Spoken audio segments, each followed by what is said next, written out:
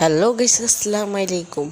তো গাইস আজকে চলে এসছে ভার্সেস করতে আমাদের এক বড় ভাই আর আমার হুয়াতো ভাই ছোট ভাই। সে মারাত্মক খেলে। তো গাইস বড় ভাইও মারাত্মক খেলে।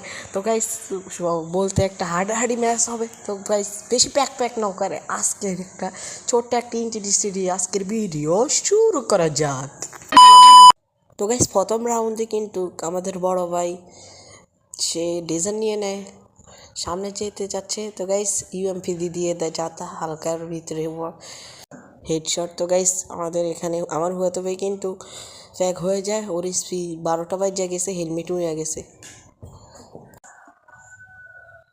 এখানে আব্দুল ভাইও হালকা একটু মেডি করে নেয়।